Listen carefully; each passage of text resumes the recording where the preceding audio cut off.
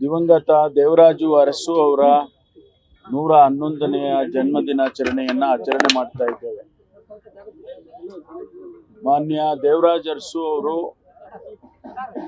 ಈ ದೇಶದಲ್ಲಿ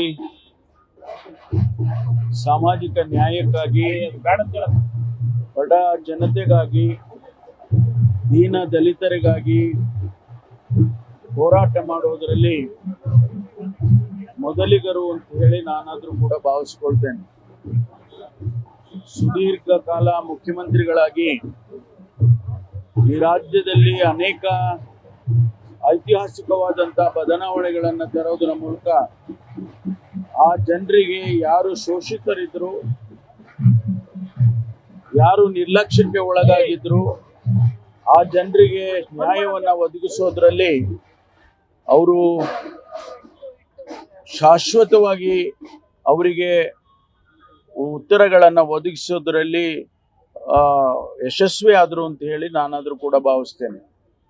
ರೈತ ಸಮುದಾಯಕ್ಕೆ ಉಳುವವನೇ ಒಡೆಯ ಅಂತಕ್ಕಂಥ ಒಂದು ಘೋಷವಾಕ್ಯದಲ್ಲಿ ಯಾರು ಭೂಮಿಯನ್ನು ಉಳ್ತಾ ಇದ್ರು ಅವರಿಗೆ ಆ ಜಮೀನು, ಆ ಭೂಮಿ ಸಿಗಬೇಕು ಅಂತ ಹೇಳಿ ಕಾನೂನಿನ ಮೂಲಕ ಇಡೀ ದೇಶದಲ್ಲಿ ಮೊದಲನೇದಾಗಿ ಬದಲಾವಣೆಯನ್ನು ತಂದಂಥವರು.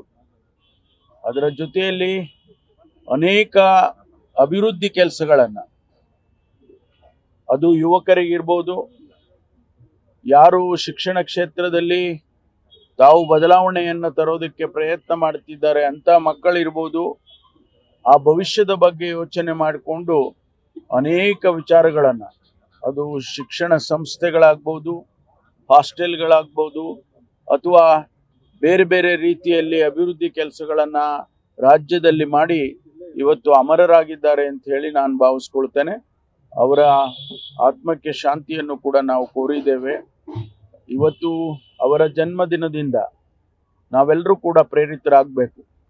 ರಾಜ್ಯ ಸರ್ಕಾರ ಅವರ ಆದರ್ಶಗಳನ್ನು, ಅವರು ಹಾಕಿಕೊಟ್ಟಂಥ ಕಾರ್ಯಕ್ರಮಗಳನ್ನು ಇವತ್ತಿಗೂ ಕೂಡ ಕಾಂಗ್ರೆಸ್ ಪಕ್ಷದ ಸರ್ಕಾರ ಮುಂದುವರಿಸಿಕೊಂಡು ಬರ್ತಾ ಇದೆ.